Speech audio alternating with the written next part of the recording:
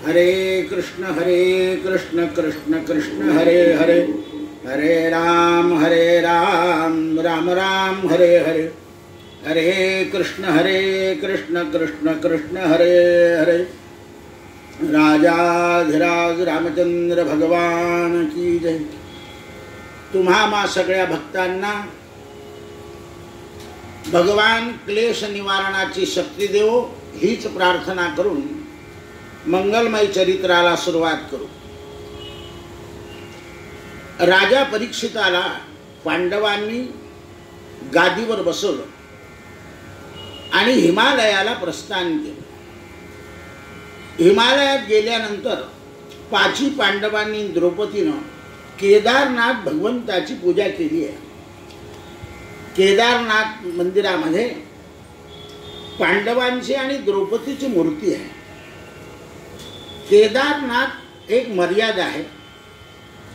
भगवान शंकराची पूजा केली, शिवानं पांडवांना आलिंगन दिलंय, शिवाची कृपा झाली, देहभाव आणि जीवभाव एकत्र झाला। वेदांताचा सिद्धांत आहे ज्योतीमध्ये ज्योती मिळाली पाहिजे। राजा परीक्षित गादीवर बसला, दिग्विजयी झाला आणि एकदा राजा परीक्षितानं असं ऐकलं होतं की भगवान निजधामाला गेल्यावर कलियुग सुरू झाला आहे। माझ्या राज्यामध्ये कलीनं येऊ नये याकरता राजा परीक्षितानं कलियुगाला मर्यादा घातली आहे। राजा शिकारी करता गुजरात प्रांतामध्ये गेला असताना राजाला एक दृश्य दिसलंय की पृथ्वीरूपी गाईला आणि नंदीरूपी वृषभाला कली हा ताडण करतोय। वृषभाचे 3 पाय लंगडे आहेत आणि एका पायाने वृषभ हा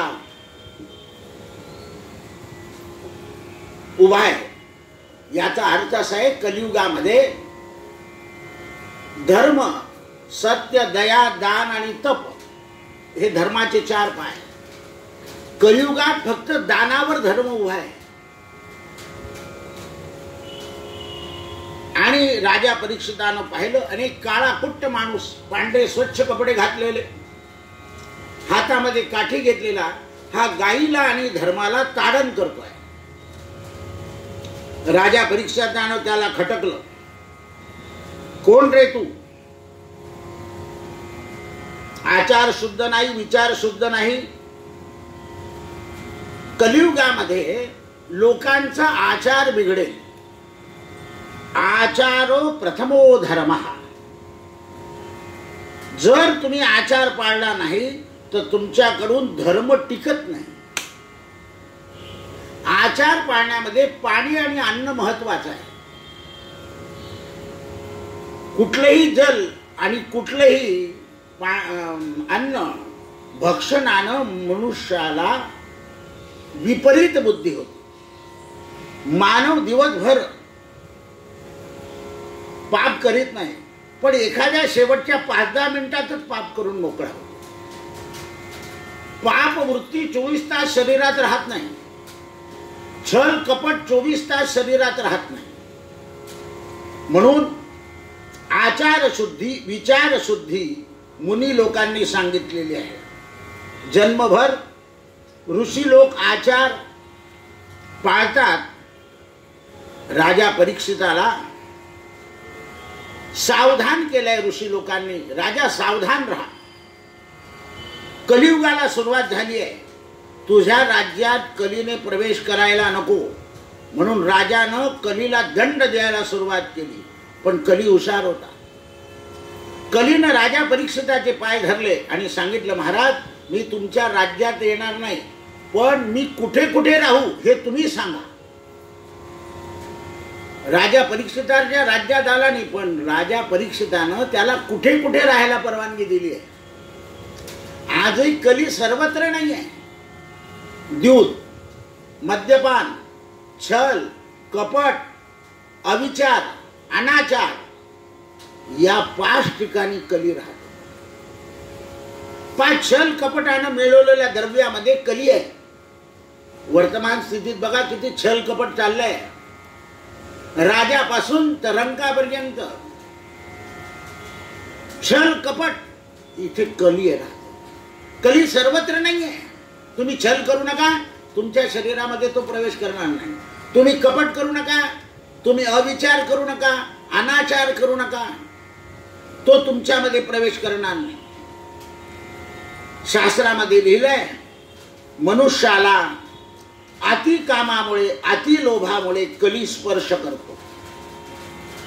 मंथरेनं कैकेयीची बुद्धी बिघडवली. कैकेयीची बुद्धी बिघडलेली नव्हती, मंथरेनं स्पर्श केला. आणि म्हणून कलियुगामध्ये स्पर्शाला लोक मानत नाही. पण आता किती मानताय? कोणाला हात लावू नका, तोंड बंद ठेवा, तोंडावर फडकं ठेवा. कारण काय? हा रोगच तसा आहे. हात धुवा, पाय धुवा, नाही तर लोक नाव ठेवायचे काय ब्राह्मणांसारखे हातपाय धुता, काय झालं हातपायाला, आमचे हातपाय चांगले आहे. आता साबण लावा, जाहिरात चालली आहे, सॅनिटरी लावा, अमुक लावा. आता म्हणतात सॅनिटरी लावलं की त्याच्याने आणखीन दुसरा रोग होतो. म्हणजे आता साबणाने धुवा, स्वच्छ मीठ आणि गरम पाण्याने हात धुवा, काहीच होणार नाही. सगळ्यांना राजानं सांगितलं. कारण राजा परीक्षित हा राजा होता. राजानं कलीला स्पर्श केला नाही, पण राजाच्या घरी असलेल्या मुकुटामध्ये स्पर्श झाला. आणि राजानं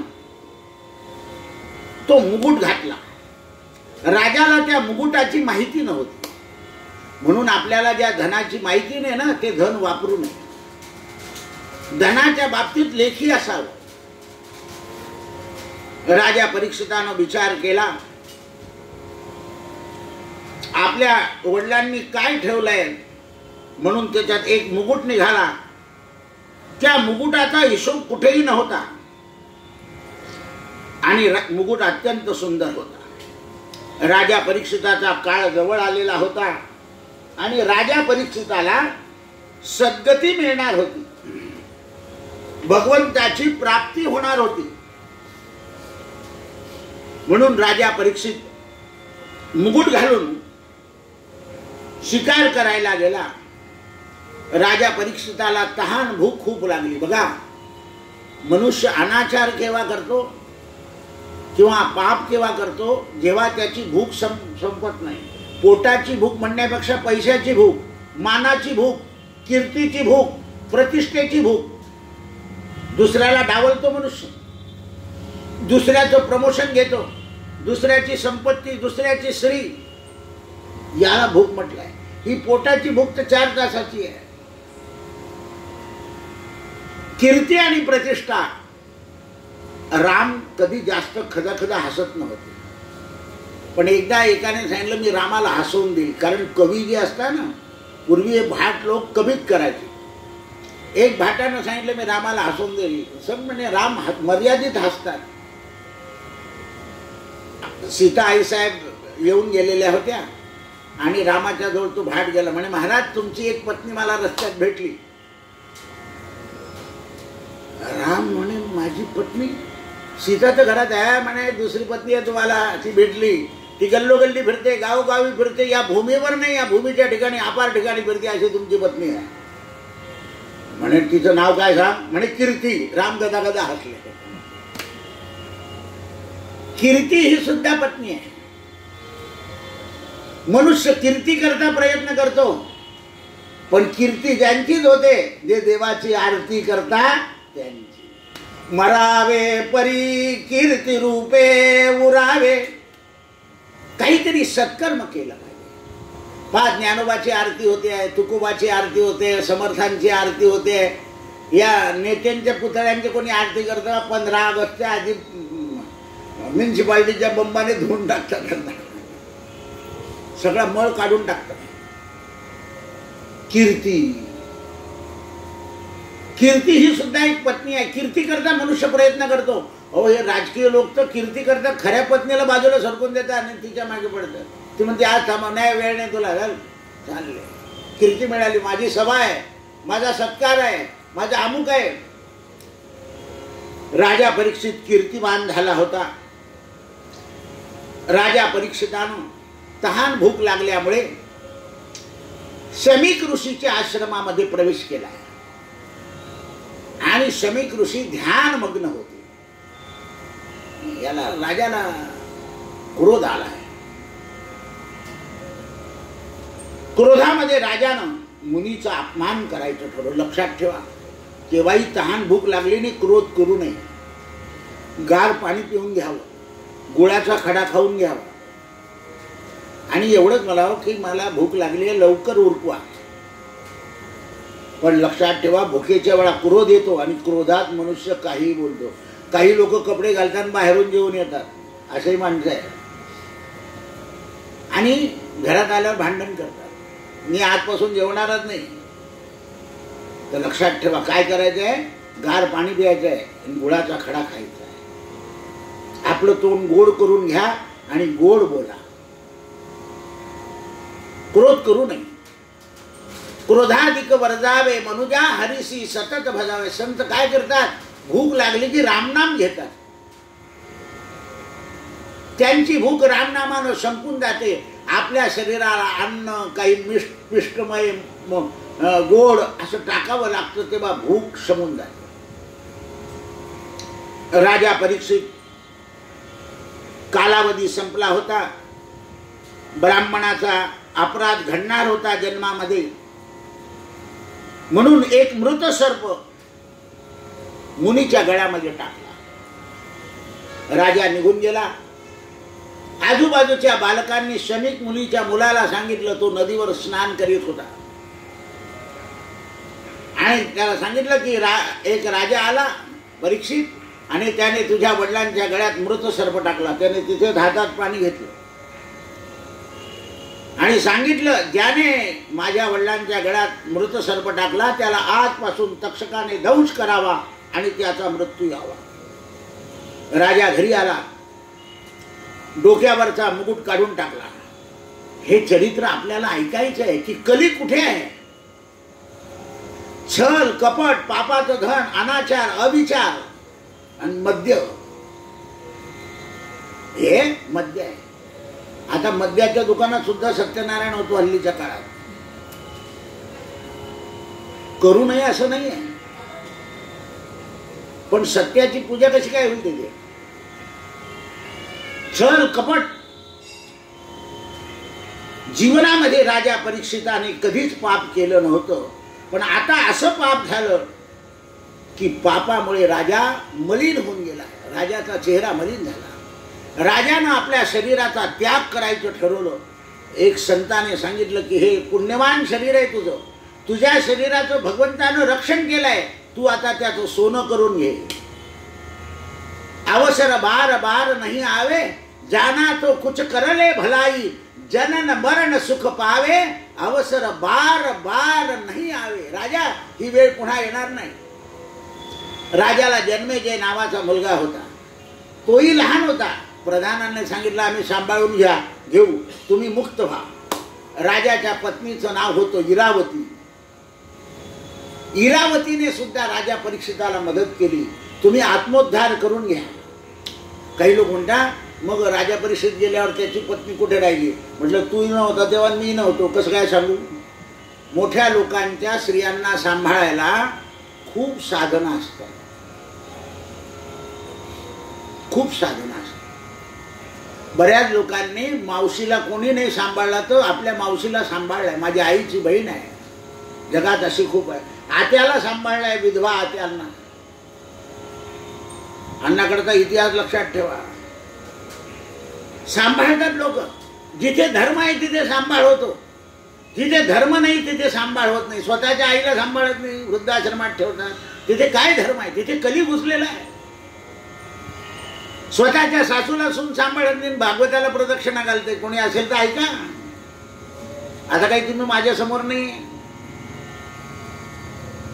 काम तुमच्याकडे पाहून बोलतो. बऱ्याच लोकांना काय वाटतं की दादा आम्हालाच बोलता, आता तुम्ही तुमच्या घरी आहे, तुम्ही काही माझ्या समोर नाही, त्यामुळे मी काही तुम्हाला टोचून बोलत नाही, पण खरं बोलतो आहे याच्याकडे लक्ष ठेवा. की आपला पश्चाताप करा. जसा राजाने पश्चाताप केला, मी ऋषीच्या गळ्यामध्ये मृतसर्प टाकलाय, तसा मी सासू सासऱ्यांना वागवलं नाही. स्त्रियांनी पश्चाताप करावा आणि भागवत ऐकावं, म्हणजे पापाचं क्षालन होईल. मुलांनी पश्चाताप करावा आणि भागवत ऐकावं, म्हणजे पापापासून मुक्त होईल. पापाचा नाश होतो भागवताची कथा ऐकल्याने. आजामेळाची कथा आहे, धुंदुकाराची कथा ऐकली आहे तुम्ही. राजा परीक्षितानं उपवास करायचं ठरवलं आणि गंगा किनाऱ्यावर आले. देवऋषी नारद आले.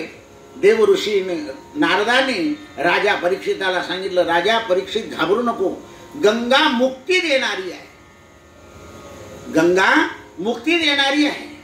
या गंगा किनारे आलेला आहे, त्या तीर्थाचं नाव आहे शुकताल. शुकतालाला राजा परीक्षित आला आहे, गंगा मातेला वंदन केलं आहे, संतांच्या बरोबर स्नान केलं आहे, गंगा किनाऱ्यावर बसले आहे. राजाला भागवत सांगायला कोणीतरी संत महात्मे येणार आहे. तेव्हा व्यास आले, देवल आले, वशिष्ठ आले, विश्वामित्र आले, जामदग्नी आले, पाराशर आले, सगळे ऋषी येत आहेत. त्यांना म्हटलं याच्यातलं कोणी ज्ञान सांगेल, त्याच्यातलं कोणी सांगेल. त्यांनी सांगितलं तुझे गुरु यायला वेळ आहे, आम्ही तुझ्या गुरुची वाट पाहतो आहे. राजा परीक्षिताला माहित नाही की आपले कोण गुरु होणार आहे. शुकमुनी गोलोकाला गेले होते.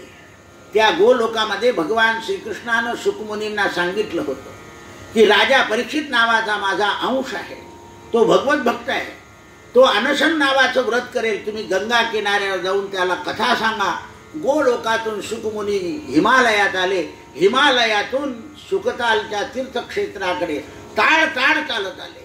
सुवर्णासारखे केस ज्यांचे आहे, अंगावर मृगार्जिन आहे, दुसरं काही पात्र नाही, करपात्र आहे, असे ताड ताड येत आहेत. लहान मुलं चिडवत आहे, नंगा बाबा नंगा बाबा नंगा बाबा, तरी जगाकडे पाहिलेलं नाही आहे.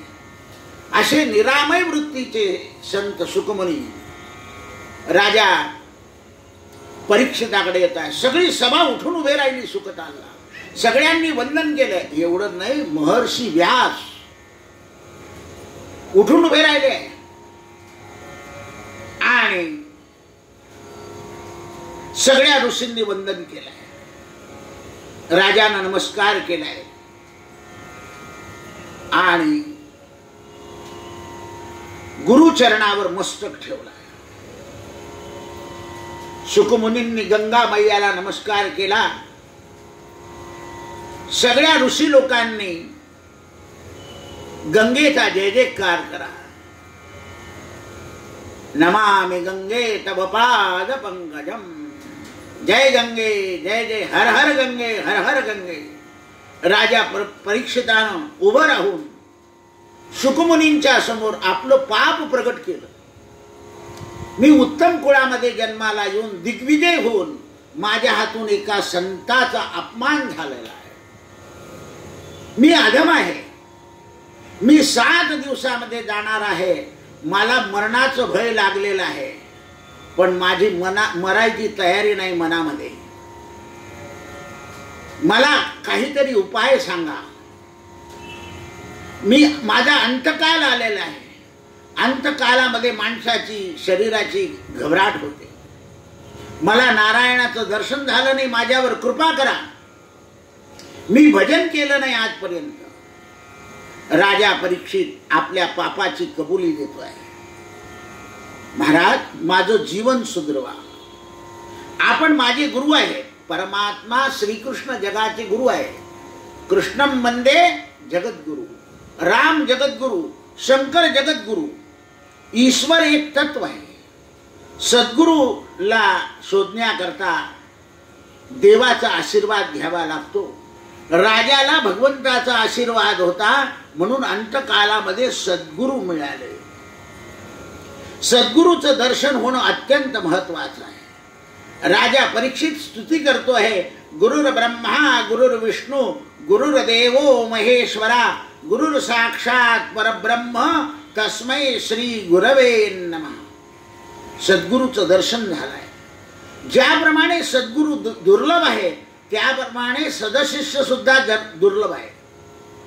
भगवान सद्गुरू आणि सत्शिष्याची अपेक्षा ठेवतात. राजा परीक्षितानं आपलं सगळं चरित्र सद्गुरूच्या पुढे ठेवलं.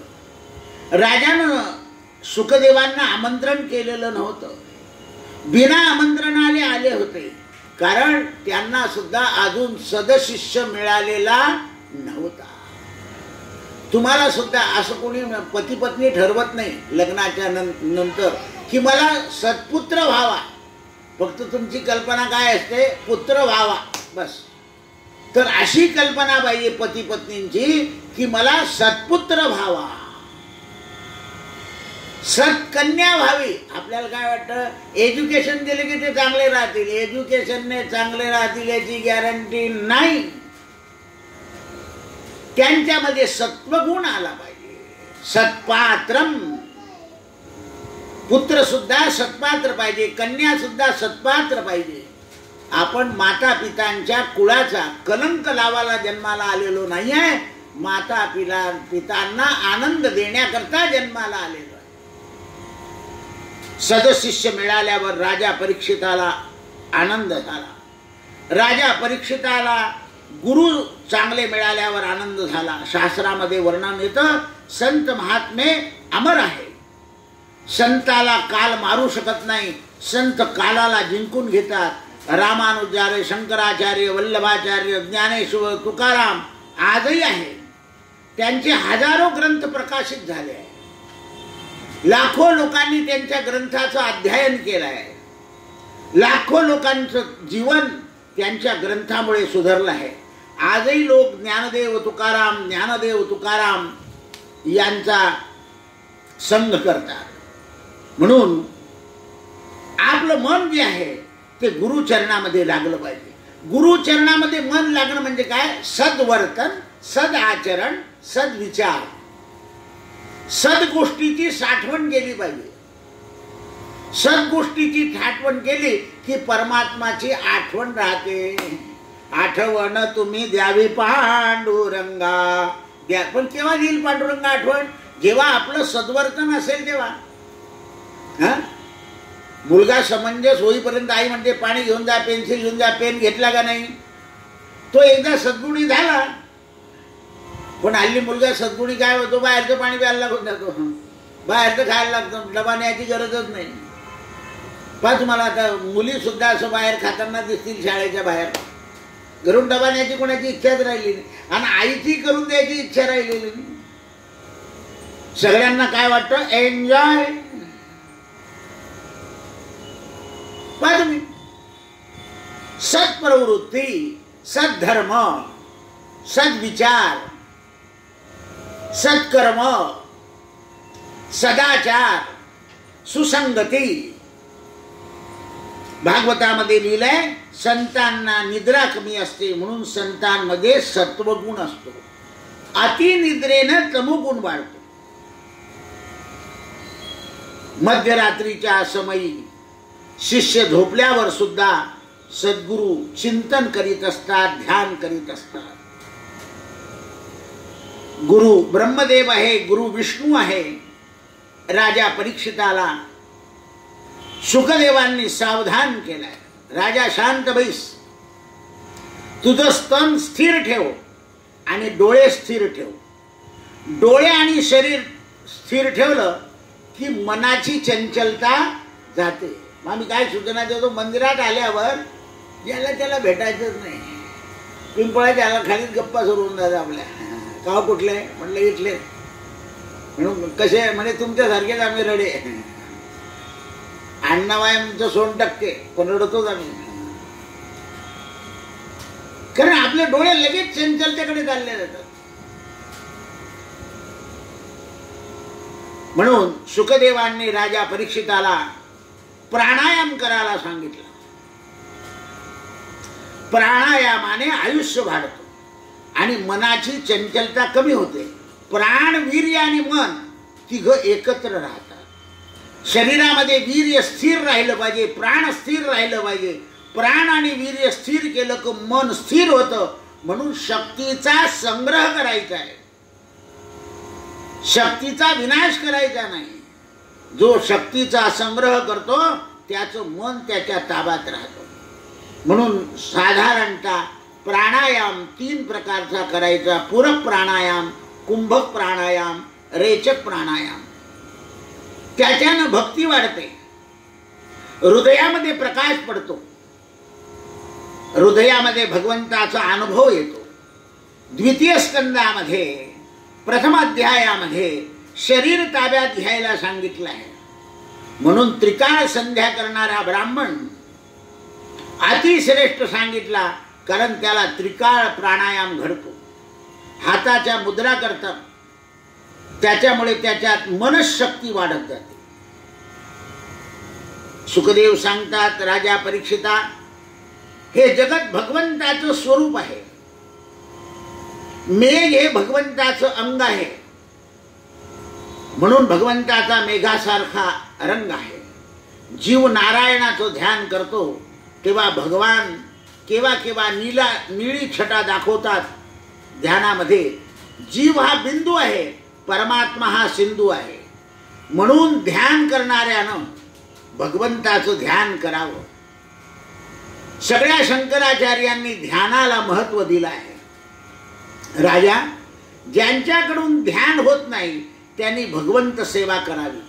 पण भगवंत सेवा करण्यापूर्वी माता पितांची आणि गुरुची सेवा केलेली असावी.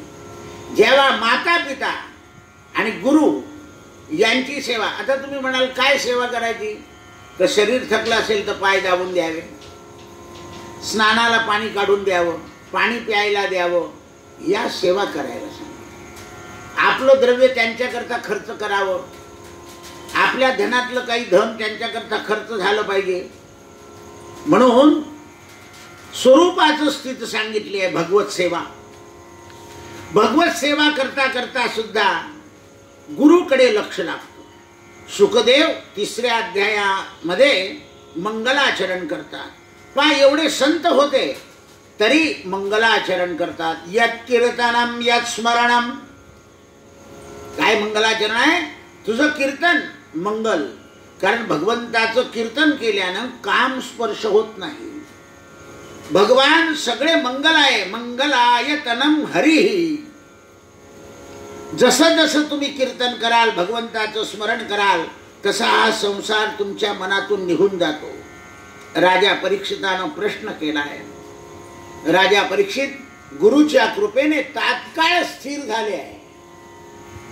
संत कृपा झाली, परीक्षित इमारत स्थिर झाली. स्थिर झाले राजा. नुसता दृष्टिक्षेप टाकलाय. आपणासारखे करती तात्काळ, नाही काळ वेळ तया लागी. राजा परीक्षितानं विचारलं, महाराज, जगाची उत्पत्ती कशी झाली, प्रलय कसा होतो? असा एक प्रश्न नारदाने ब्रह्मदेवाला विचारला होता. ब्रह्मदेवानं नारदाला सांगितला, प्रलय कालामध्ये सगळे भगवंताच्या पोटात जातात. नारायणम. आज कुठेतरी धरण कुठल्याही परदेशामध्ये सगळं वाहून चाललंय. म्हणून शेषशाही नारायण शयन करतात. सृष्टीच्या आरंभामध्ये भगवान असाच खेळ करतात. हा भगवंताचा खेळ आहे. शुद्ध ब्रह्म जे निष्क्रिय आहे, माया विशिष्ट ब्रह्म जगाला उत्पन्न करतं. आपण तांदूळ पेरतो, तांदूळ स्वतः पेरला जात नाही, तांदूळ पेरावा लागतो. तसं ब्रह्म जे आहे ते निष्क्रिय आहे, त्याला आपल्याला प्रयत्नानं मिळवावं लागतं. मग राजानं विचारलं, महाराज, सगळं ब्रह्म जर आहे तर मग हे सुखदुःख कोणामुळे निर्माण होतं? सुखदेव सांगतात, माया समजली. सुखदुःखाला कारण माया आहे.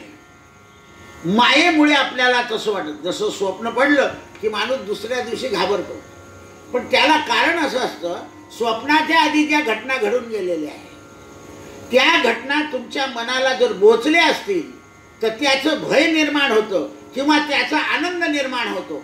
आनंदाच्या रूपानं आनंदाचं स्वप्न पडतं आणि भयाच्या रूपानं भयाचं स्वप्न पडतं. आदिष्टवान यथा स्वप्ने रामरक्षा मिमाहर. देवांना सुद्धा हे देवाचे स्वप्न पडलं, नंतर रामरक्षा सांगितली गेली. लक्षात ठेवा. संतांना सुद्धा तुकाराम महाराजांच्या स्वप्नात देव आले, गुरुमंत्र दिला, समर्थांच्या प्रत्यक्षात आले. आपल्याला भय का निर्माण होतं? तर आपलं काही चुकलेलं असतं आणि आपल्या मनात ते विचार आलेले असतात आणि त्या विचारामुळे भयकृत आणि आनंददायी स्वप्न आपल्याला दिसत असतात. स्वप्न ही कारिका आहे. म्हणून मायेची छाया आपल्यावर आहे. ब्रह्मदेवानं चतुश्लोकी भागवत सांगितलं. ब्रह्मदेव हे चतुश्लोकी भागवत सांगत असताना नारदाला सांगतात, हे नारदा, हे बघ, ज्ञान काय आहे आणि अज्ञान काय आहे. जगामध्ये अज्ञानही नाही, ज्ञानही नाही. भगवंत हे ज्ञान आहे आणि माया हे अज्ञान आहे. मायेची छाया जशी आहे, जसं तुम्ही चालताय, तुमची सावली पकडायची आहे, तुम्हाला तर पकडता नाही येणार.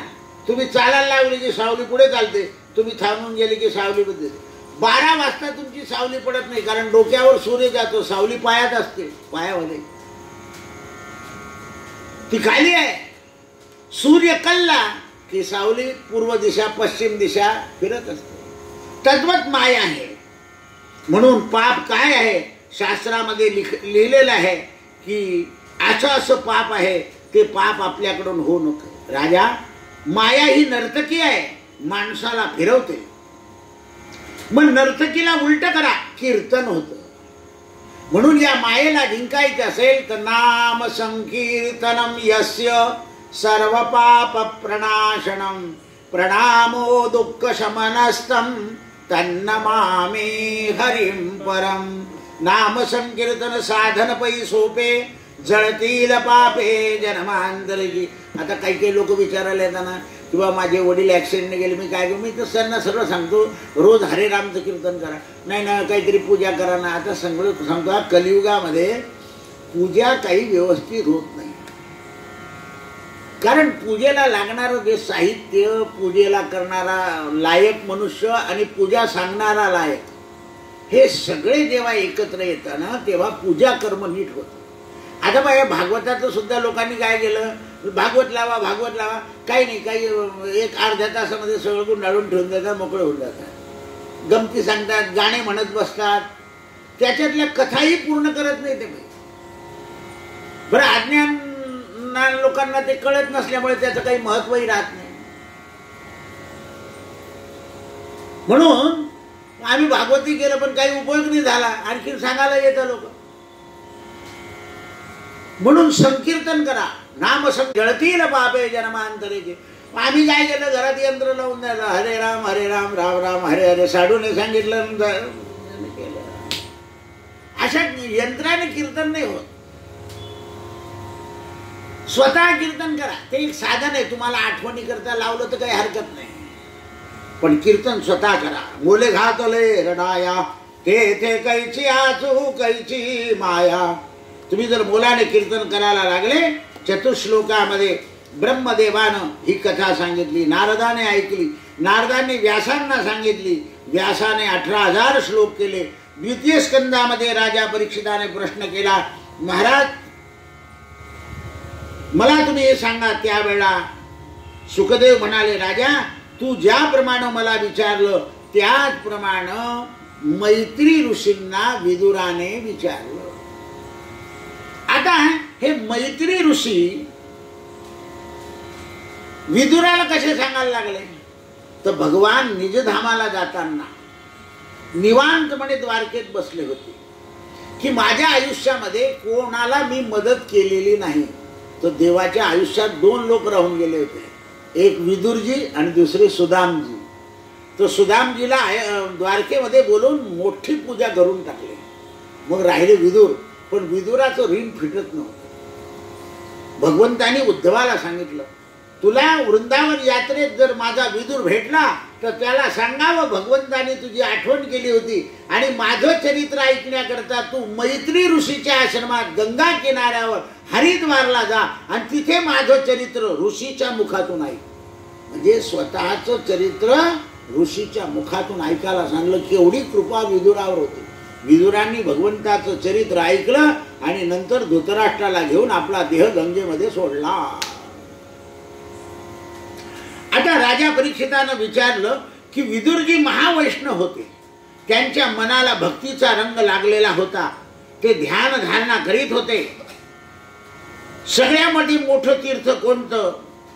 तर सुखदेव सांगतात सगळ्यामध्ये मनाला शुद्ध करणं हे मोठं तीर्थ आहे आणि मनच तीर्थ आहे.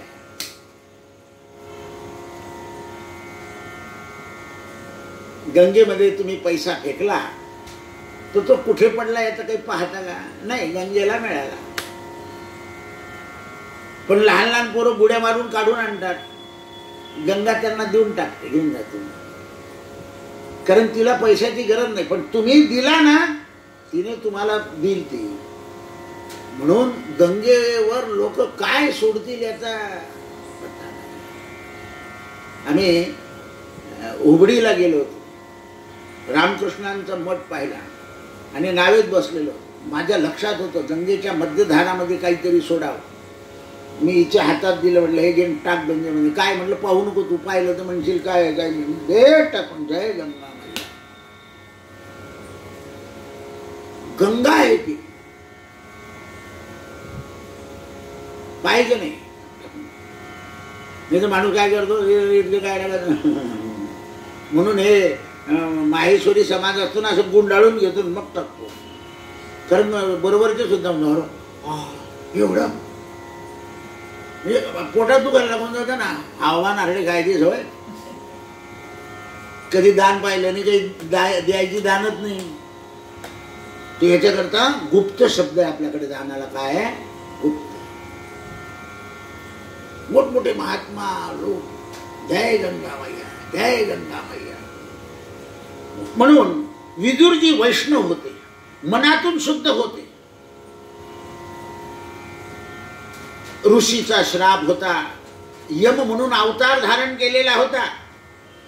विदुरजींनी धृतराष्ट्राच्या राज्यातली एकही संपत्ती घेतली नव्हती, त्याग करून दिला होता. दोन्ही पती पत्नी गंगा किनाऱ्यावर एक झोपडी बांधून राहत होते. रोज भगवंताचं 3 प्रकारे पूजन करायचे. कथामृतम, नामामृतम आणि भजनामृतम. 3 अमृत केलं. भजन करायचे, कथा करायचे आणि हरे राम या मंत्राचं संकीर्तन करायचे. एक दिवशी विदुरांची पत्नी, तिला स्वप्न पडलं की द्वारकाधीश सोन्याच्या रथात बसून आपल्या घरी येत आहे.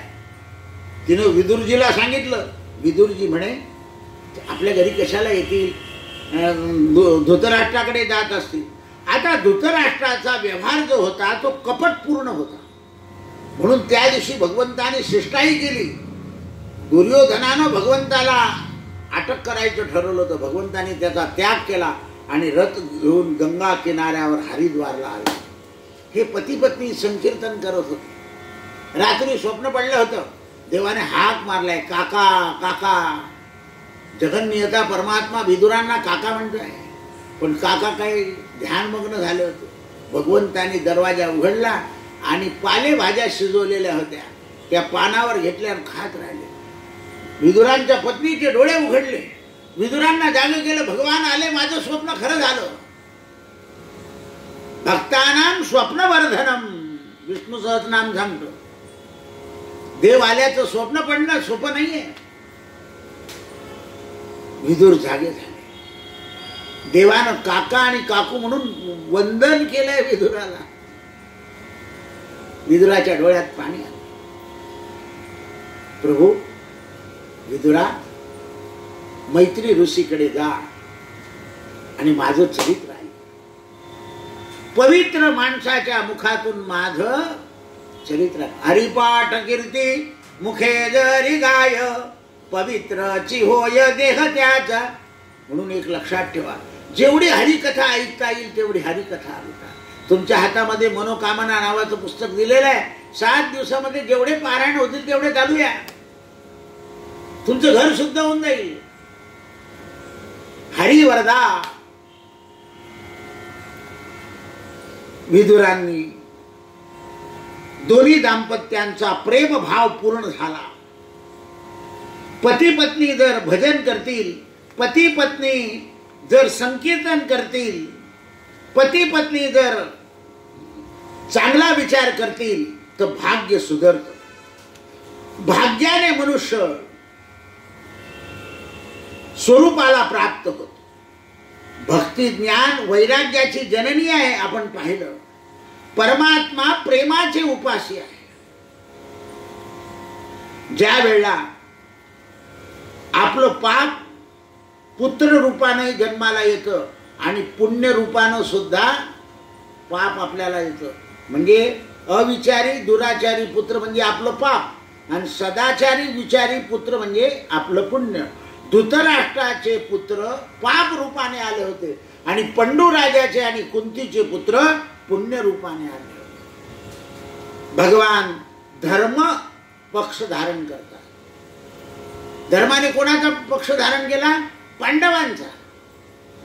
कौरवांजवळ संपत्ती होती पण भगवान इतके चतुर आहे की भगवंताच्या चतुराचं वर्णनच सांगता येणार नाही.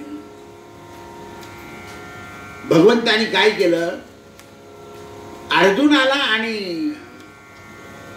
दुर्योधनाला न्याय द्यायचा होता की दोघं येणार होते, एकाच दिवशी येणार होते ते, म्हणून देव झोपून गेले. दुर्योधन आधी म्हणे पायाजवळ कशाला बसायचा, आपण राजे आहे, डोक्याजवळ बसला बसला महलामधून भगवंताचं वैभव पाहत बसला. कसं घर आहे, काय आहे, इकडे आहे तिकडे आहे. अर्जुन जसे आले तसे पायाजवळ बसले. आता देवाला का झोप लागते? देवाने पांघरून बोलला. अर्जुन असे बोलणं केलं. काय अर्जुन म्हणे? मग देवा तुम्ही मला पाहिजे. हा म्हणे मी आधी आलोय, माझ्याकडे पहा.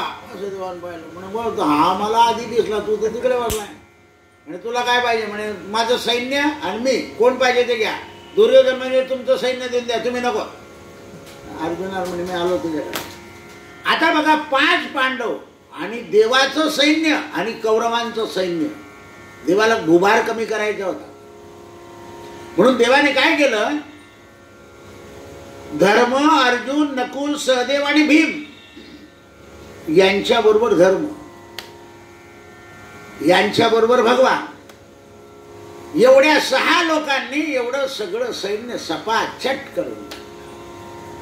रथी महारथी कर्ण, अश्वत्थामा, द्रोणाचार्य, भीष्माचार्य, कृपाचार्य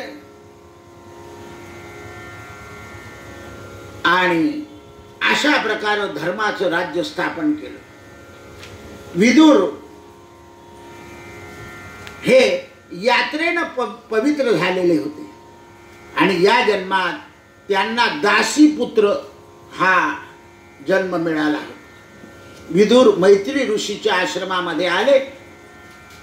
मैत्री ऋषीने जग उत्पत्तीची कथा त्यांना सांगितली आणि जग उत्पत्ती पहिल्या अध्यायात जशी सांगितली मी तुम्हाला, त्यावेळेस भगवंतानी ही पृथ्वी वरती कशी काढली असा प्रश्न विदुरांनी मैत्री ऋषीला केला.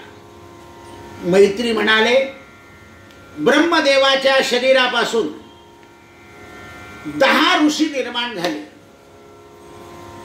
ब्रह्मदेवाच्या मनापासून मनु रूप नावाचा राजा जन्माला आला. ब्रह्मदेवाच्या बुद्धीतून शतरूपा नाणी नावाची स्त्री जन्माला आली. ब्रह्मदेवाच्या शरीरात अर्ध्या शरीरापासून पुरुष, अर्ध्या शरीरापासून स्त्री जन्माला आली. ब्रह्मदेवाच्या प्राणापासून वशिष्ठ, भृगु, च्यवन सगळे ऋषी जन्माला आले आणि मनु महाराजांचा विवाह ब्रह्मदेवाने लावून दिला आणि मनुला आज्ञा केली, स्वयंभू मनु आणि शतरूपा राणी, की या पृथ्वीवर प्रजोत्पत्ती करा. तेव्हा मनु भगवंतानी ब्रह्मदेवाला सांगितलं, महाराज ही पृथ्वी तर सगळी पाण्यात बुडालेली आहे, हिला वरती काढायची कशी, म्हणून क्षीरसागरावर ब्रह्मदेव गेले. आता क्षीरसागरामध्ये नारायण झोपतात का त्याचं ऐका. तुमचे 365 दिवस म्हणजे ब्रह्मदेवाचा एक दिवस, आपलं वर्ष म्हणजे त्यांचा एक दिवस. जसं आपल्या एका दिवसात अर्धी रात्र असते ना अर्धा दिवस असतो, तसं ब्रह्मदेवाच्या एक दिवसात 6 महिने उत्तरायण आणि 6 महिने दक्षिणायन. दक्षिणायनात देव झोपतात आणि उत्तरायणात जागृत होतात. म्हणून लोक म्हणतात देव झोपतात, तर त्यांची रात्र आहे. दक्षिणायन एक आहे देवांची रात्र. आषाढ महिन्यापासून सुरू झालं तर मार्गशीर्ष महिन्यापर्यंत दक्षिणायन. म्हणून या 4 महिन्यात शुभ कार्य करायचं नसतं. पण आता पंचांग सुद्धा म्हणतो आपत्कालीन लग्न लावा. कारण संख्याबळ कोणाचं झालं, नास्तिकांचं. रात्री आपण काही करतो का,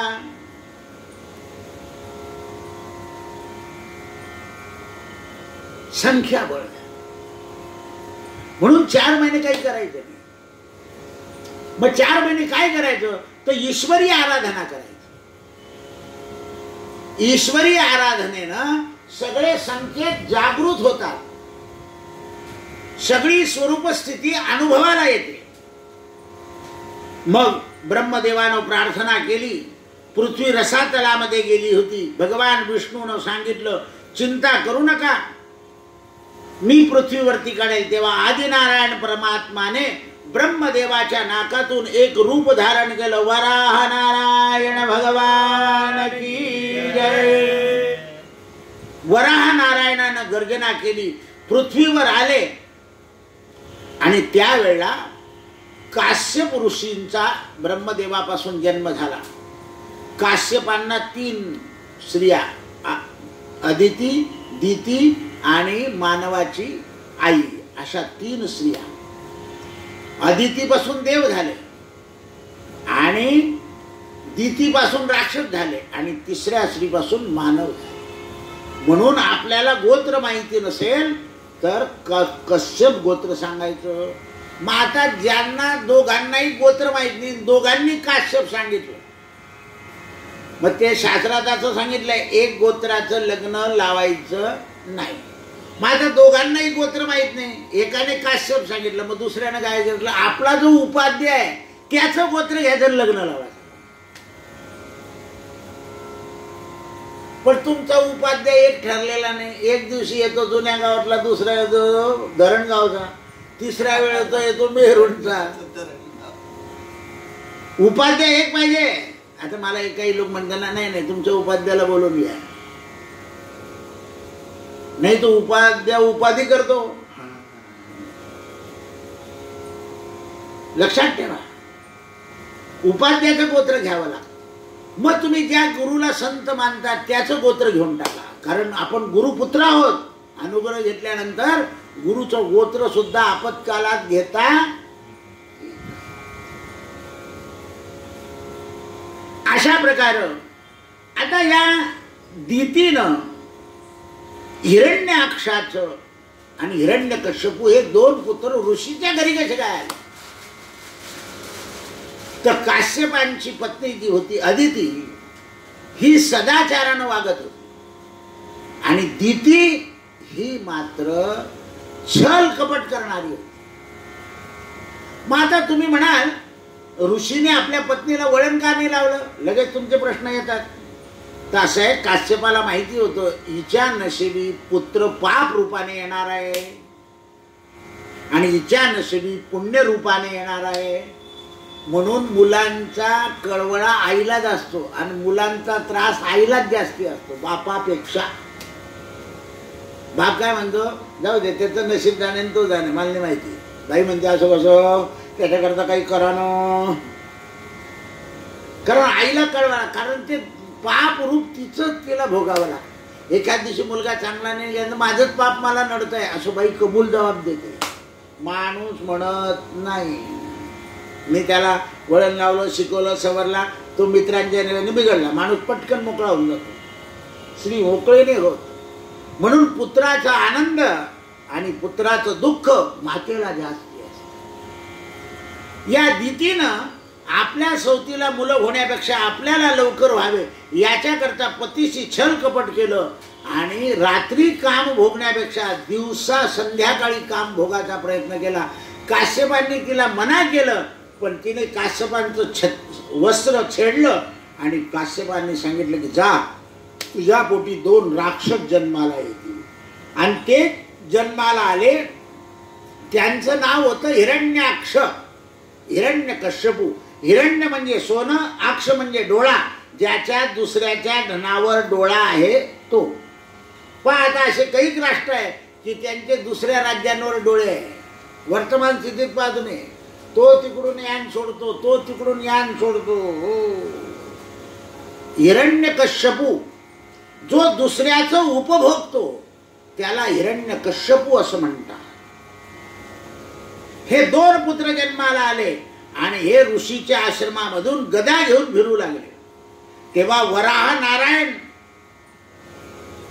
ही पृथ्वी वरती काढण्याकरता, लोक म्हणतात की पृथ्वी गोल आहे याचा शोध परदेशाच्या लोकांना नाही. आपल्या वराह नारायणाच्या समोर चेंडू आहे. पृथ्वी गोल आहे याचा शोध वराह नारायणानं आधीच लावून ठेवला आहे. पण आपलं कसं आहे, आपण परकीय चलनाला फार भुलतो. परकीय चलनाला फार भुलतो. अमेरिकेचा पेन, जपानचा पेन, अरे पण इंडियाचा वापर ना. आपण आपल्या गोष्टी विसरून जातो. पृथ्वी जलातून काढण्याकरता वराह नारायण प्रगट झाले. वराह नारायण आपल्या दोन्ही दातानं पृथ्वी वरती काढली. हिरण्याक्षाचा वध केला. हिरण्याक्ष लोभाचं स्वरूप आहे. हिरण्याक्षाचा उद्धार झाला. काश्यपांना आनंद झाला, दितीला मात्र दुःख झालं. मनु महाराजांचे 2 बालक आणि 3 कन्या. पहिल्या कन्येचं नाव आहे आकुती, दुसरीचं नाव आहे देवती आणि तिसरीचं नाव आहे प्रसूती. या 3 कन्या, 1 आणि 2 मुलं. एका मुलाचं नाव प्रियवत आणि दुसऱ्याचं नाव आहे उत्तानपाद. हे 2 बालक झाले. मनु राजाची कन्या देवती, हिचं लग्न कर्दम ऋषी बरोबर झालं आणि कर्दम ऋषीच्या घरी भगवान कपिल प्रकट झाले. कपिल भगवंतानी मातेला सुंदर उपदेश केला. विदुरांनी प्रश्न केला, महाराज मला कपिल देवाचं चरित्र ऐकायचं आहे.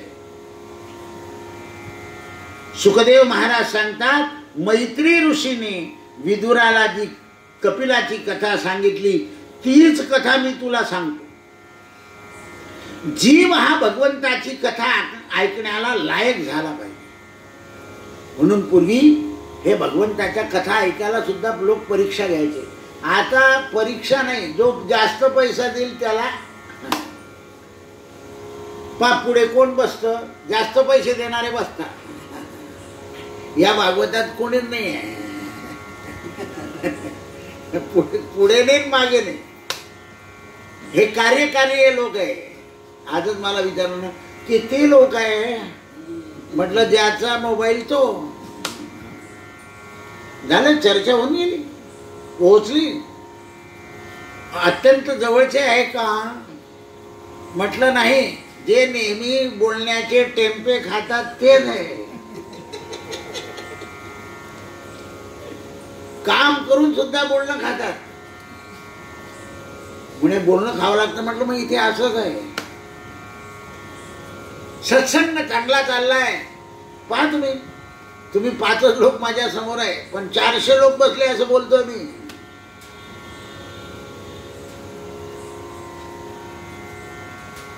काही लोकांना लोक समोर नसले की बोलण्याची गडबड होते. भगवंताची कृपा असेल तर गडबड बिडबड काही होत नाही. बोलविता धनी नारायण आहे. त्याला त्याची कथा करून घ्यायची आहे. आपण कोण करणार आहे? हे कर्दम ऋषी ब्रह्मदेवाचे पुत्र. कर्दमेन प्रजाभूता श्री सूक्तामध्ये वर्णन येतं वेदामध्ये. या कर्दम ऋषीने ब्रह्मदेवाला सांगितलं की देवा, मला तपश्चर्या करायची आहे, तर मी कोणत्या नदीच्या किनाऱ्यावर करू? तर कर्दम ऋषीला ब्रह्मदेवानं सरस्वती नावाची नदी सांगितली, गुजरात प्रांतामध्ये.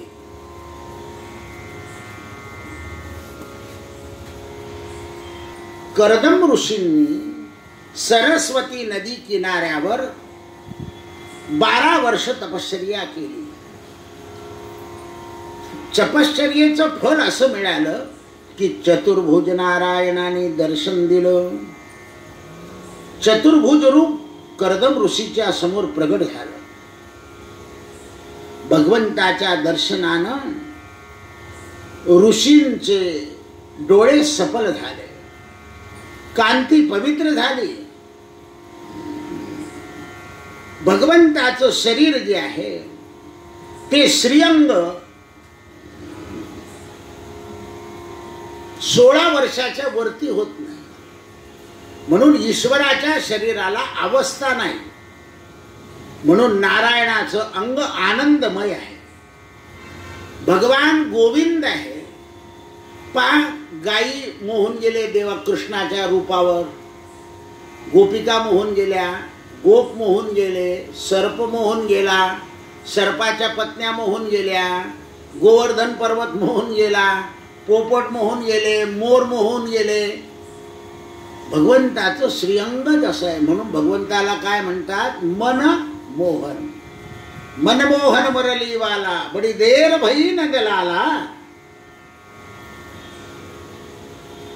म्हणून भगवंताच्या चरणाचा स्पर्शानं आपले इंद्रिय सुखून जातात. पशु पक्षी सुद्धा भगवंताच्या स्पर्शानं आणि दर्शनानं कृष्ण अवतारामध्ये तल्लीन व्हायचे. कर्दम ऋषी ध्यानस्थ बसले असताना भगवान गरुडावर बसून आले. गरुडावर बैसोनी माझा कैवारी आला, आणि प्रसन्न झाले भगवान आणि सांगितलं, कर्दमा तू लग्न कर. कर्दम ऋषी म्हणाले, महाराज मी तर तुमच्यात मिळण्याकरता तपश्चर्या करतोय आणि तुम्ही मला काय? अरे म्हणाले, मला तुझ्या पोटी अवतार धारण करायचं आहे. कर्दमेन प्रजाभूता. म्हणे देवा, मी एक मुलगा झाला की संन्यास घेईल.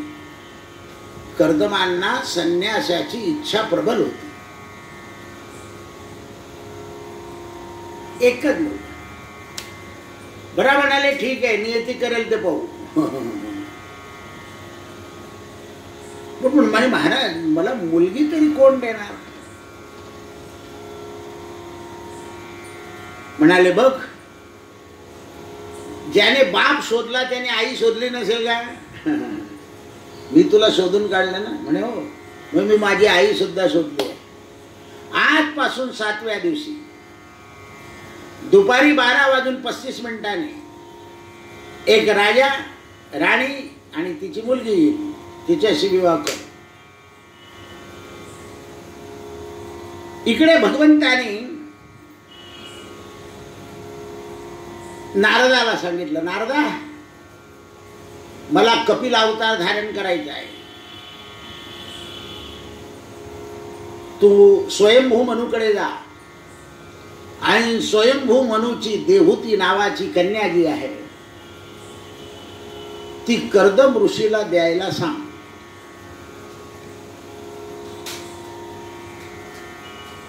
आणि त्यांचं लग्न लावून मी सांख्य योग सांगणार आहे, एवढं लक्षात ठेव.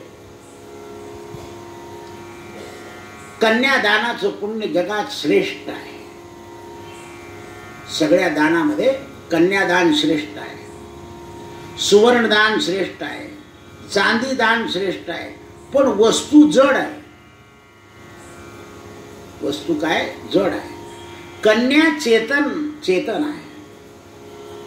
आणि कन्या सत्पात्राला देणं हे फार चांगलं आहे.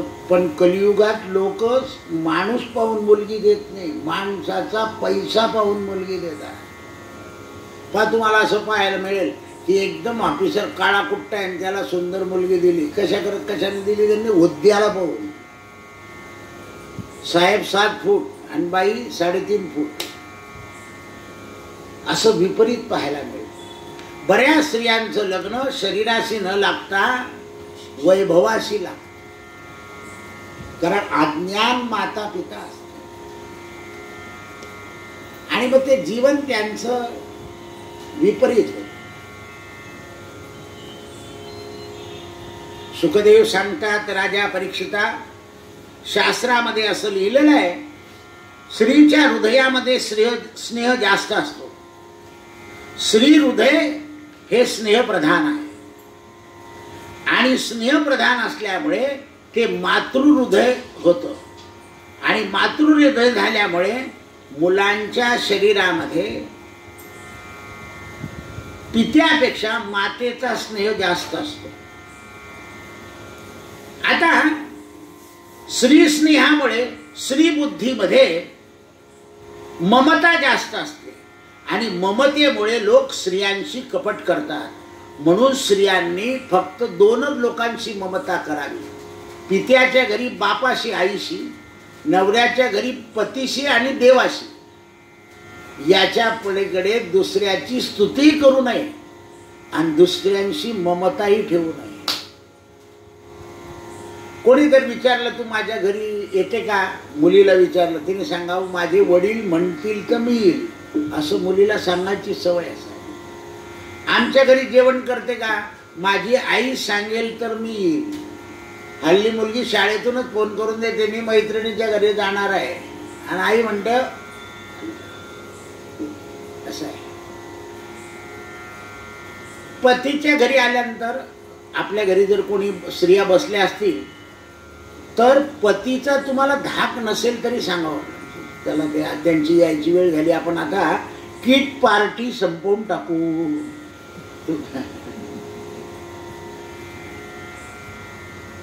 असं पतीचा धाक दाखवला पाहिजे आणि पतीच्या धाकापेक्षा सुद्धा देवाचा धाक दाखवा.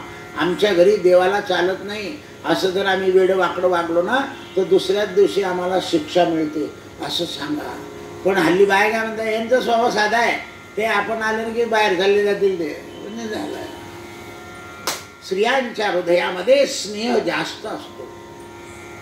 म्हणून भल्या माणसाने स्त्रियांशी जास्ती स्नेह करू नये. देवऋषी नारद स्वयंभू मनूकडे आले.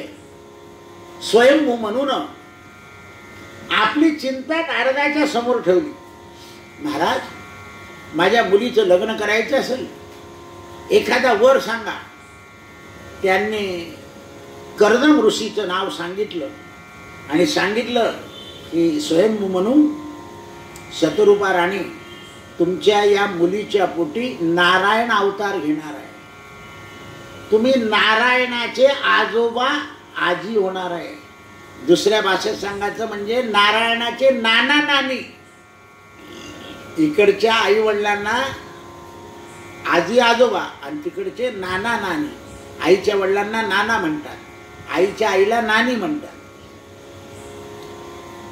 स्वयंभू मनूला आनंद झाला. मनू महाराजांची चिंता मिटली. मनू महाराजांनी आपली कन्या सिद्धपूरला नेली. कुठे तपश्चर्या करत होते? सिद्धपूर. आणि 12:30 वाजता कर्दम ऋषी सूर्यनारायणाची प्रार्थना करीत. कर्दमांनी स्वयंभू मनूकडे पाहिलं, रथ थांबला, आसनं टाकले. देवहूतीने काय केलं, आसन अर्ध केलं आणि मग बसली. त्याच्यात तिला परीक्षा झाली की आपण ज्या मुलाला दाखवायला आलो आहे तो ऋषी आहे. कर्दम ऋषींना स्वयंभू मनूने प्रार्थना केली की मी कन्या दान द्यायला आलो तुम्हाला. म्हणाले, महाराज, तुमच्या मुलीला ऋषी जीवन आवडेल का? राजघराण्याचं जीवन आहे तिचं. तेव्हा या देवहूतीने उत्तर दिलं आहे की महाराज, मला भोगी पुरुषापेक्षा त्यागी पुरुषाबरोबर जीवन जगण्याचा आनंद आहे. पण कालांतरानं भोगी पुरुषाचा कंटाळा करते स्त्री आणि त्यागी पुरुषाच्या बरोबर जीवन जगणं चांगलं असतं. कारण या शरीराचं तारुण्य आहे तोपर्यंत या शरीराचं आकर्षण आहे. शरीराचं तारुण्य गेलं की शरीराचं आकर्षण कमी होऊन जातं. पण स्वयंभू मनूला, शतरूपा राणीला आणि देहूतीला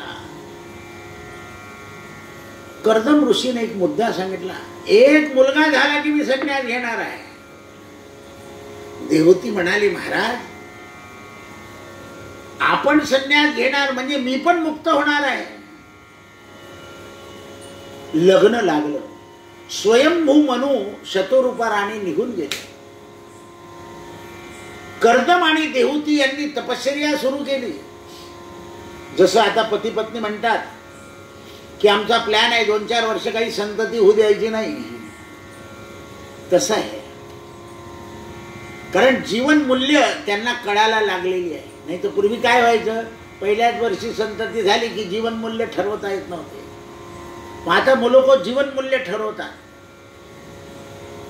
आणि संततीचा विचार. मी आता सांगितलं ना की मला सत्पुत्र झाले पाहिजे अशी दोघांची कल्पना पाहिजे, पण तशी कल्पना नसते. कल्पना कुठेतरी जाऊन ठरवतात ते बाहेर, असे नाही. सत्पुत्र होण्याकरता देव दर्शन इत्यादी कार्य करून पुत्र प्राप्ती, कन्या प्राप्ती झाली पाहिजे. व्रतवैकल्याच्या योगानं पुत्र प्राप्ती झाली पाहिजे. श्रेष्ठतम पुत्र पाहिजे, कुलभूषण पाहिजे. सुपुत्रो कुलदीपकः. पुत्राला पाहिल्यावर आनंद झाला पाहिजे, पुत्राच्या कर्माचा आनंद झाला पाहिजे. नंद यशोदा यांना भगवंतानी आनंद दिला आहे. दशरथ राजाला आणि रामाला तुम्ही रामायणात पाहिलं की राम कसे रांगताय, दशरथ राजा आनंदित व्हायचे. दशरथ राजाजवळ जर मोबाईल असतो तर खूप फोटो काढले असते त्यांनी. आता तर कशाचे फोटो काढून घेत. एकदा एक आजोबाच्या मांडीवर नातू बसलेला होता, मी गेलो होतो तिथे. तो नातू फोटो काढायचा तर आजोबा बोलायचे काढून. म्हटलं पहा त्या बालकाला आनंद आहे ना, करू द्या. लोक या आनंदाकरता तरसतात हो. म्हटलं मंदिरामध्ये बघा ज्यांना नातू नसतो ना ते जर आले कोणी नातू आजोबा घेऊन आला तर त्याच्याकडे पाहतात.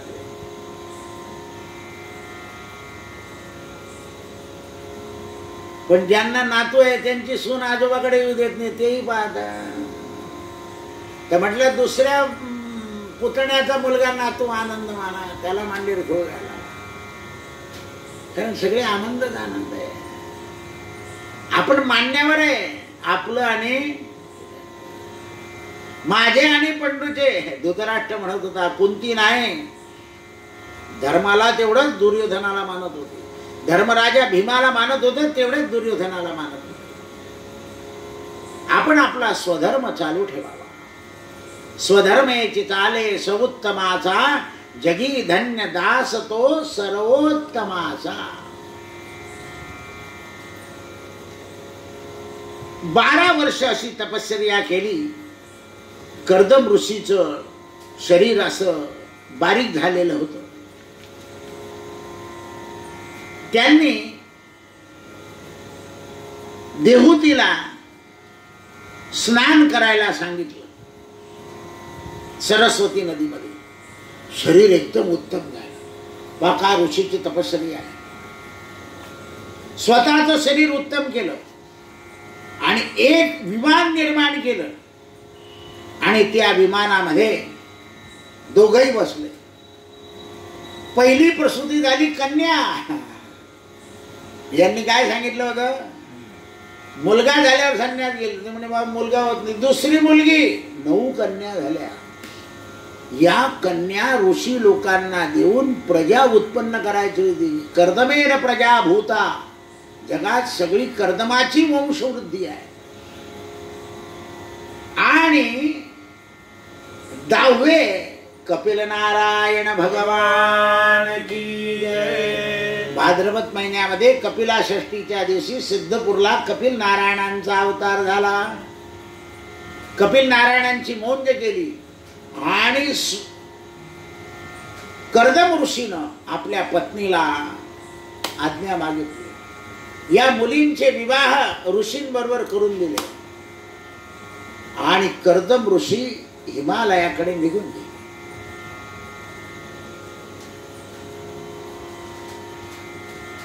कपिल भगवंताने आईची सेवा केली. जोपर्यंत माता आहे, माझी माता सज्ञान होत नाही, तोपर्यंत मी इथून जाणार नाही. त्यावेळेस कपिल भगवंताने मातेची सेवा केली आणि बराचसा कालावधी घालवला. आईनं विचारलं आहे कपिल भगवंताने, हे कपिल नारायणा, तुझे पिता मोक्ष मार्गाला गेले, कैवल्य मुक्ती मिळवली, आता मी मुक्त कशी होईल? म्हणे माते, तू प्रश्न कर, मी तुला आज ज्ञान सांगेन. म्हणून प्रातःकालामध्ये पवित्र अशा सरस्वतीमध्ये स्नान केलं कपिल भगवंताने. संध्या केली आणि कपिलदेव दर्भासनावर बसले. एक मऊ आसन आईला टाकलं आणि प्रसन्नतेनं आईला म्हणाले, आई विचार, तुला काय विचारायचं आहे? इच्छा द्वेष विवेकहेने सर्वत्रम समचेतसाम भक्तियुक्तेन प्राप्तान भागवती गती. या संसारामध्ये खरं सुख कशात आहे? सत्य काय आहे? सत्याचा कधी नाश होत नाही हे मला माहिती आहे, पण सत्य अनुभवाला काय येत नाही? त्यावेळेला कपिल भगवान म्हणाले, कपिल उवाच, हे माते, तू सुंदर प्रश्न केला आहे. माता, वासना विषय हा बदलत असतो आणि वासनेचा नाश लवकर होत नाही. पहा तुम्ही, आपल्याला लग्न झालं की पुत्राची वासना होते, पुत्र झालं की त्याच्या विद्वत्तेची, मग त्याच्या लग्नाची, मग त्याला पुत्राची. वासना बदलत राहते. नातू झाला पाहिजे, पण लोक नातू झाल्यावर सुद्धा एका पेढ्याचे 2 पेढे करून वाटतात. आणि कडगावचे असले तर मग प्रश्नच नाही, आणखी जास्ती साखर कमी मावा. म्हणून प्रसन्न झाले आणि सांगितलं, माते, या जीवनामध्ये सुखाची भूक कधी संपत नाही आणि आनंदाची भूक लोकांना लागत नाही. सुख पाहिजे, सुख पाहिजे. बऱ्याच लोकांना मला सुना आल्या की मी सुख भोगेल, म्हातारी बसून राहते, लगेच गुडघे खराब होऊन जातात, ना उठताय ना बसताय. त्याच्याऐवजी काम करत राहिले असते तर अशी दशा झाली नसती. हे माते, चांगलं भोजन करण्याची इच्छा केल्यावर चांगलं भोजन पचवण्याची इच्छा ठेवली पाहिजे. म्हणून सशक्त भोजन केल्यावर काम केलं पाहिजे. आपण काय करतो?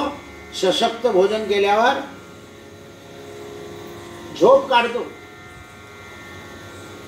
सशक्त भोजनानं रजोगुण वाढून जातो. जर काम खूप केलं त्या दिवशी तर त्याच्यातलं रज निघून जातं आणि सत्व आपल्या शरीरात राहतं. वामकुक्षी असावी वयामानाप्रमाणे, पण जास्त नाही, अर्धा तास.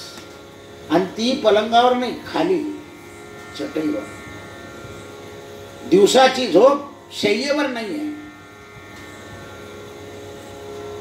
जमिनीवर झोपाची सवय ठेवली पाहिजे. म्हणून दिवसा जमिनीवर झोपावं. पूर्वीच्या माता बघा, स्वयंपाक काम आटपलं की पाटच उसायला घ्यायचं आणि तिथल्या तिथे लोळून जायचं. आता डणलाप, मग पडते गॅप, मग डॉक्टर म्हणतो चटईवर झोपा, काही झोप लागत नाही, इकडून तिकडे तिकडून इकडे. अति सुखाच्या मागे मानव लागल्यामुळे पराधीन झालेला आहे.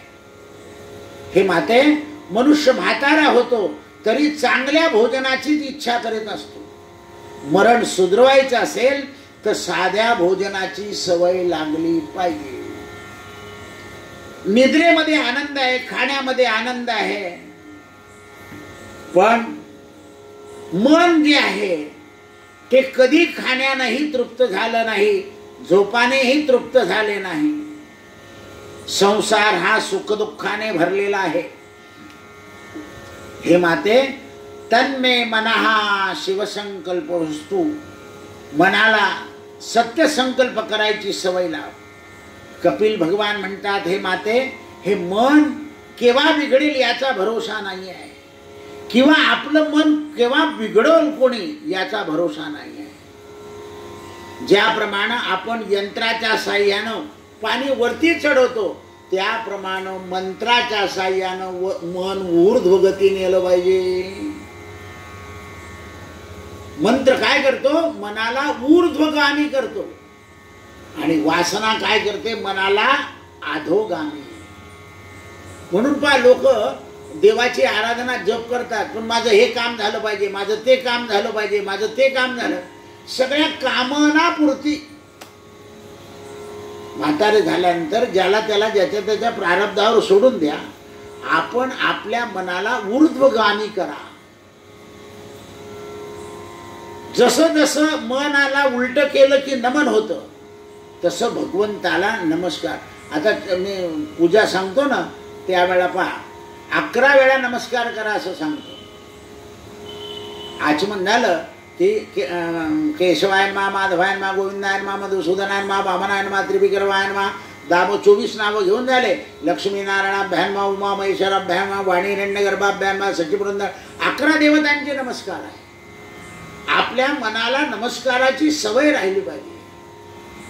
मन नमस्कारानं शांत होतं. म्हणून हे माते, संत आपल्या मनाची परीक्षा करून घेतात, संत आपल्या डोळ्याची परीक्षा करून घेतात, संत आपल्या कानाची परीक्षा करून घेतात. म्हणून त्यांच्यात सहनशक्ती असते. त्यांना सुखदुःख सहन करायची सवय असते, मानापमान सहन करायची सवय असते.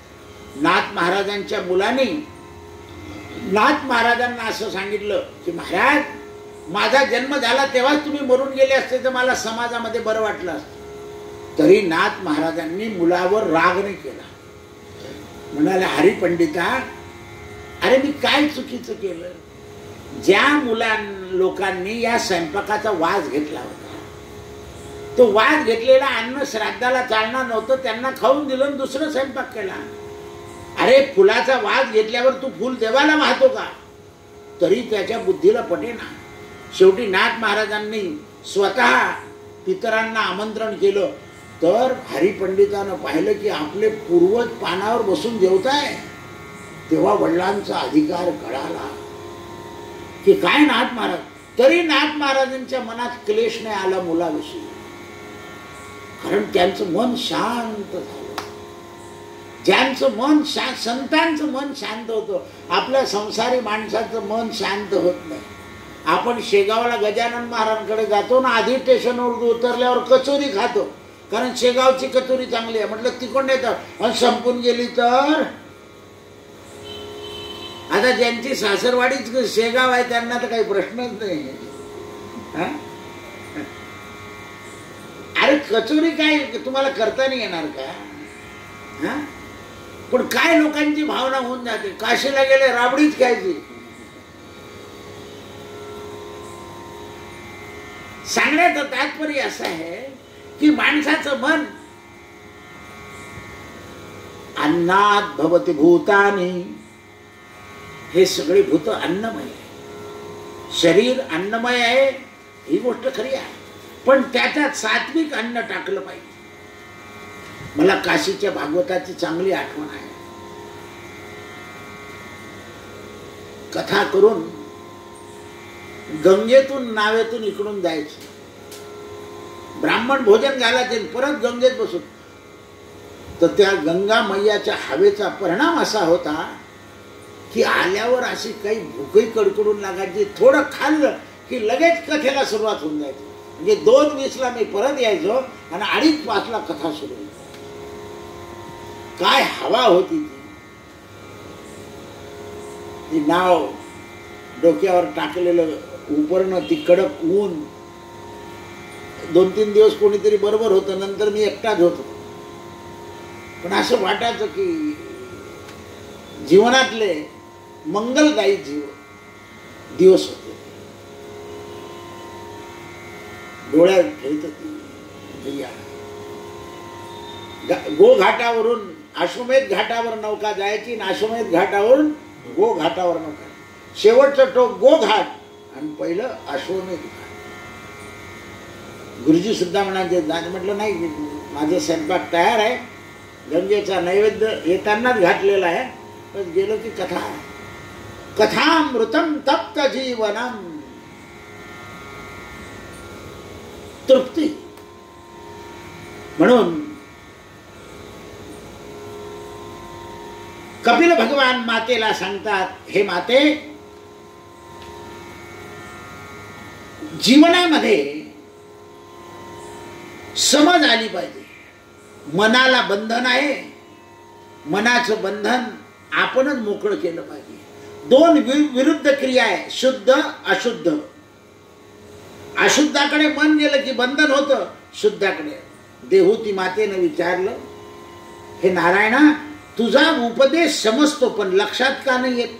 हे माते, ज्या वेळेला गुरुची कृपा होते तेव्हा आपोआप लक्षात येते. आता तू मला पुत्र मानू नको, गुरु मान.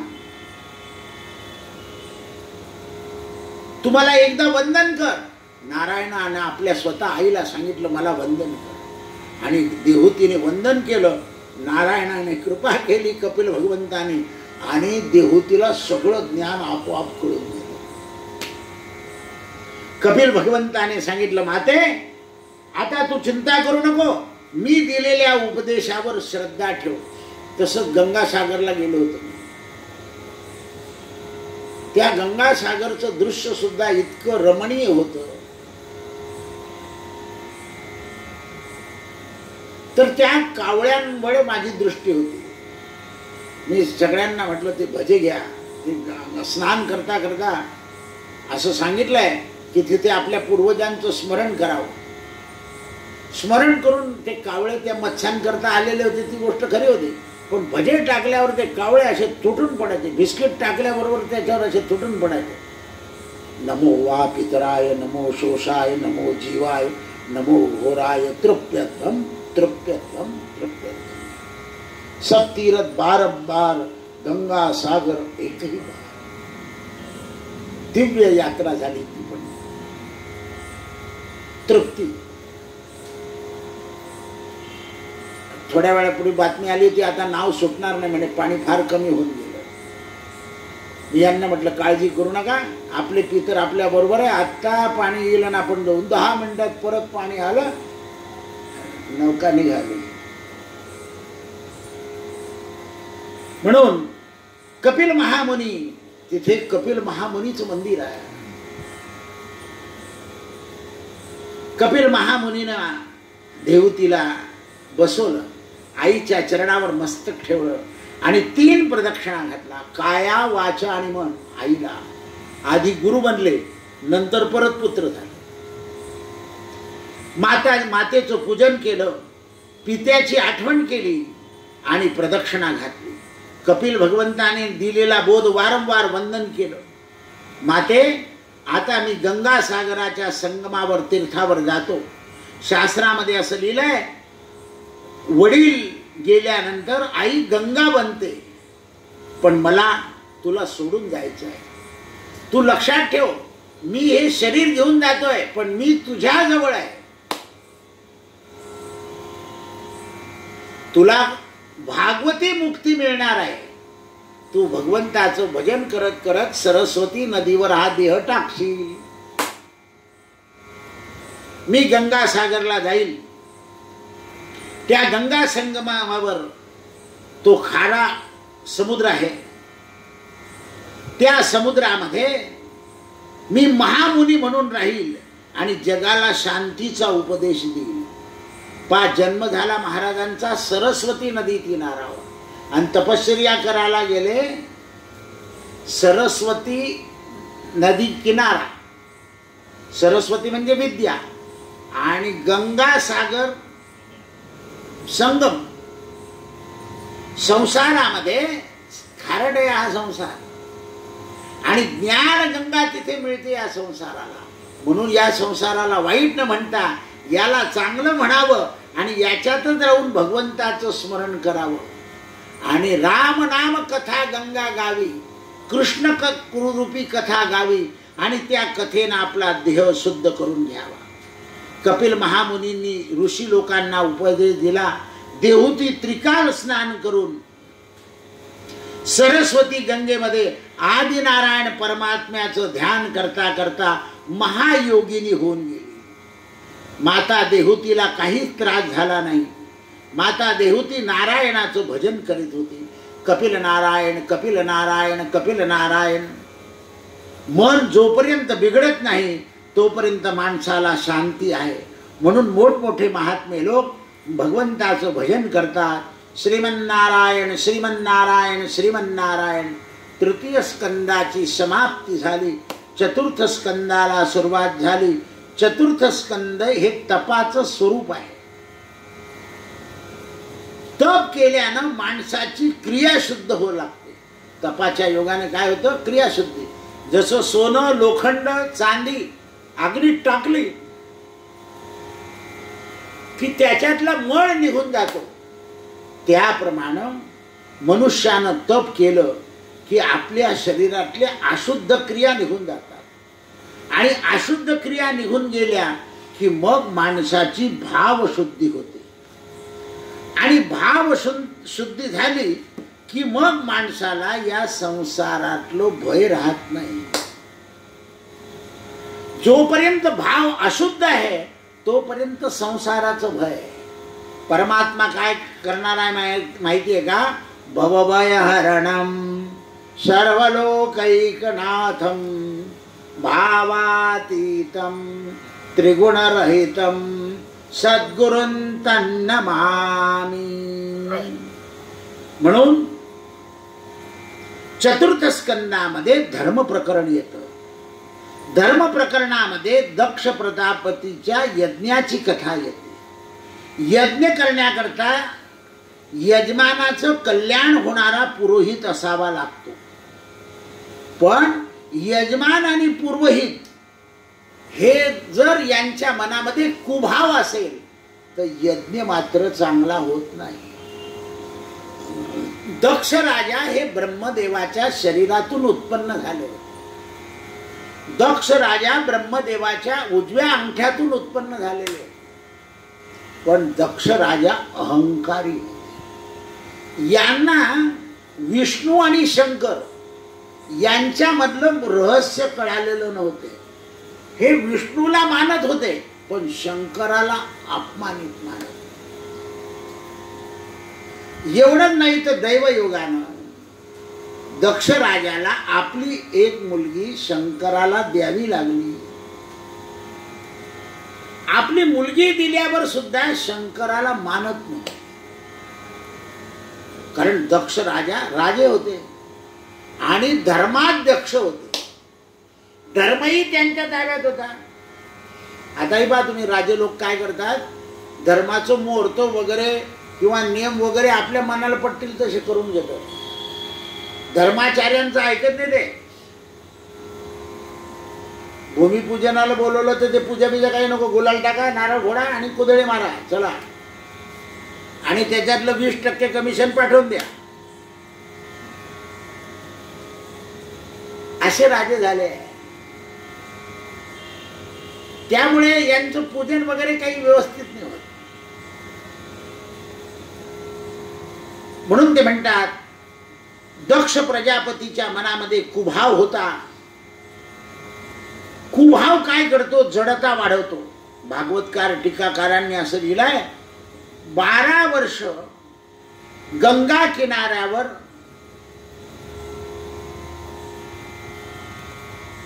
यज्ञ करून सुद्धा दक्ष राजाचं छल कपट गेलं नाही. पुष्कळ लोक खूप पूजापाठ करतात पण त्यांचं कुरापती काढायची सवय जात नाही. जप करतात. कुभाव गेला पाहिजे. जेव्हा मनातला कुभाव जातो तेव्हा माणसाचं मन आनंदमय होतं. भगवान दक्ष राजानं शिवतत्व ओळखलं नाही, शिवाची निंदा केली. भगवान शिव काय आहे? विश्वनाथ. विश्वाचे मालक आहे. आणि भगवान विष्णू कोण आहे? महाविष्णू. त्यांचं दुसरं नाव आहे विश्वंभर आणि यांचं एक नाव आहे विश्वनाथ. म्हणून पशुपतीनाथ, काशीचे काशी विश्वनाथ. हर हर महादेव शंभो.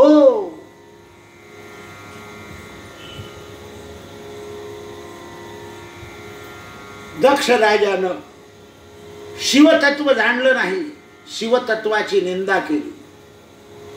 त्यामुळे त्यांना दोष लागत गेले.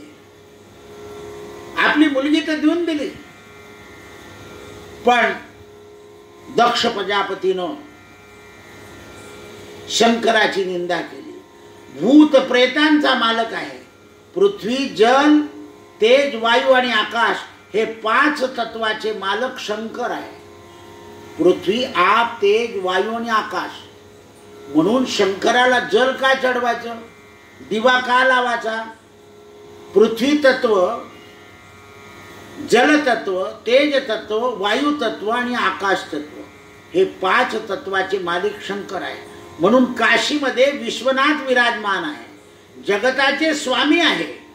म्हणून भगवंताचं नाव विश्वनाथ आहे. जगत याचा अर्थ काय? शुभ आणि अशुभ. जगामध्ये दोन्ही गोष्टी असतात. पण गाव आहे तिथे शौचालय असणार, असं एखादं गाव असेल का ज्या ठिकाणी उकिरडा नाही? असं गाव असेल का तिथे गटर नाही? दिल्ली असली तरी गटर, इराण असलं तरी गटर. म्हणून जगतामध्ये शुभ आणि अशुभ असतंच, पवित्र आणि अपवित्र असतंच. दोघांचं मिश्रण म्हणजे जग आहे. संसार खराब नाही आहे. संसारामध्ये शुभ पण आहे, अशुभ पण आहे. पण जन्म झाला की आनंद होतो आणि मृत्यू झाला की दुःख होतं. शास्त्रामध्ये वर्णन असं आहे की भगवान शंकर चिता भस्म लावतात. शंकराला अपवित्र आणि पवित्र बिल्वदलही चालतं, गंगाजलही चालतं. म्हणून शंकराला मृत्युंजय असं म्हणतात. शिवमंगल आहे. पण या दक्ष राजाला या शिवमंगलाचं चरित्र कळत नव्हतं. म्हणून याने मुलगी देऊन शंकराचा अपमान केला. शंकराचा अपमान केला आणि शंकराला आपल्याकडे बोलवत सुद्धा नव्हते. यज्ञपती शिवाला यज्ञामध्ये भोजन देत नव्हते. पण शंकर जे आहे ना ते उदार होते.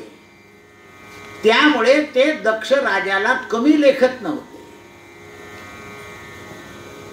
दक्ष राजाचा अहंकार वाढत गेला.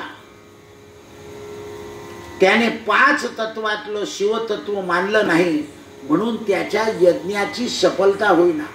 त्या काळात काय होतं, प्रत्यक्ष देव यज्ञाला येऊन बसायचे. विष्णू, ब्रह्मा, त्याच्यानंतर सूर्य हे यज्ञात यायचे. पण शंकराचं स्थान रिकामं. या सगळ्या देवांना आवडायचं नाही ते. पण दक्ष राजाला बोलायचं नाही. भगवान विष्णूनं सांगितलेला बोलू नका, याच्या कर्माचं फळ मिळू द्यायला. म्हणून काही काही लोक तुम्हाला सूचना का करत नाही, की कोणी ऐकत नाही. त्यामुळे नाही सांगितलं जाऊ दे, याच्या कर्माचं फळ मिळू द्या. मग दक्ष राजाला शेवटी मानेचं छेदन करावं लागलं.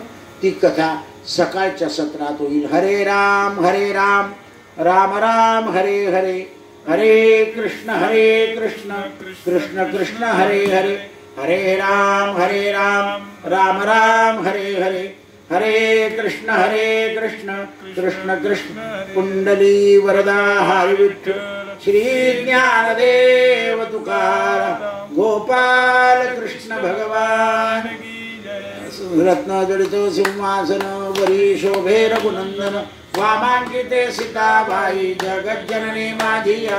सव्यभागी लक्ष्मण पुढे अंजनी नंदन, भरत शत्रुघ्न भाई जामर डाळती दोन्ही भाई. नळ नीळ जांबुवंत अंगद सुग्रीव विभीषण, देह बुद्धी नेणो काही दास अंकित रामा पाई. संगीत राम शेवटची विणावाणी संत जनी परिसावी विसरतो न पडावा माझा देवा तुम्हासी पुढे फार बोलो काही अवघे पायी विदित तुका म्हणे पडतो पाया करा छाया कृपेची जय विठ्ठल जय जय विठ्ठल जय विठ्ठल आयुग 28 विठभरी उभा वामांगे रुक्माई कुंडलिका भेटी परब्रह्मा लेखा चरणी माये विमा उद्धरी जगा जय देव जय पांडुरंगा पांडुरंगा रुक्माई वल्लभ आईच्या वल्लभ पावे जुलगा जय देव माळा गोला कासे पीतांबर कस्तुरी ललाटी